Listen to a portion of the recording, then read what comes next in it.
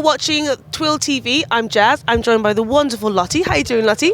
Very well, thank you. And you're here at Laventry Festival 2015. Is this your first time here? It is. Exciting! And how are you finding it? Are you enjoying it?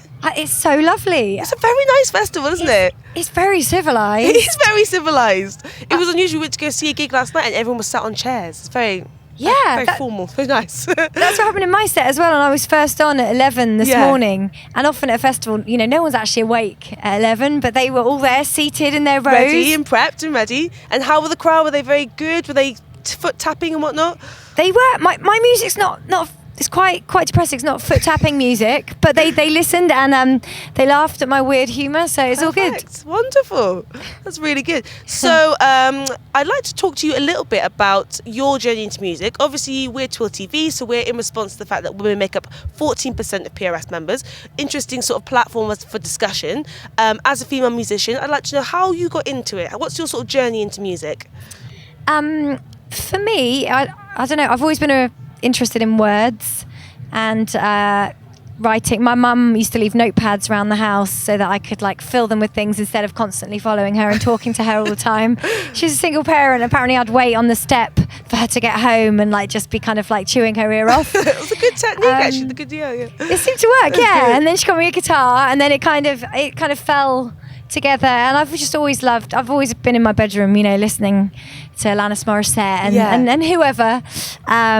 So yeah, it was all kind of self-expression, and then became a job somehow. Yeah, that's wonderful. Do you come from a musical family? Are there other people influences from home that sort of pushed you on that way? My dad's a musician, and we just had a lot of music around the house, always playing, records always on.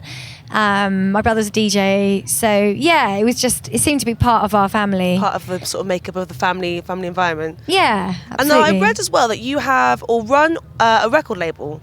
I do. And that's very interesting to me. So tell me how that progression happened, and what's your sort of role in there? How does it work? What happens with that? Yeah, well, basically, a few years ago, I was lucky enough to sign a book and film deal. I was writing a blog about it's from a girl's point of view in the music business. It wasn't even really a blog, it was just these random kind of posts. I don't even know what a blog is, to be honest, but I was just putting this stuff up. It was mainly to kind of make my friends laugh because I was on tour a lot and they were reading back home because we weren't seeing each other much. So I was telling them these stories of all these kind of funny characters I was meeting along the way, funny experiences you have as a musician, but particularly as a woman touring solo.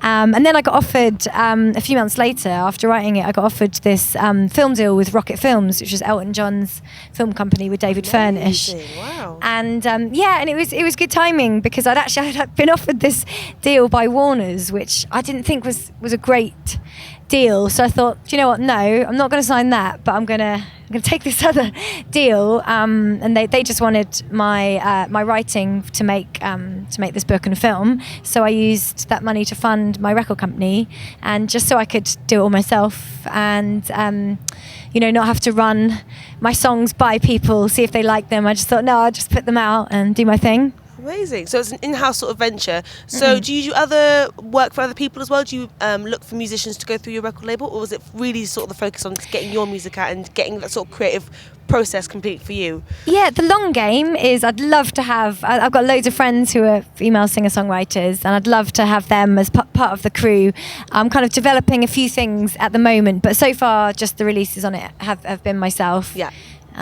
Yeah, that's amazing. I mean, I think what's really interesting as well is maybe saying no to one deal to find your sort of true path and how you felt that fit in. Must have been a pretty scary decision to make.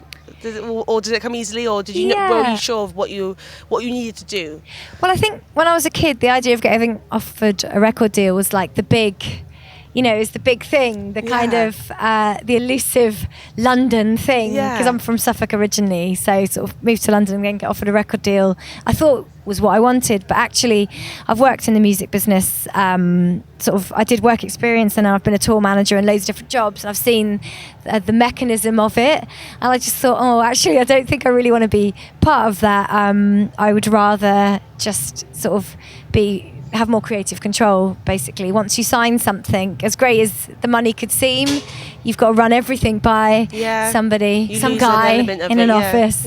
So yeah, actually it wasn't as difficult a decision as I might have imagined years ago.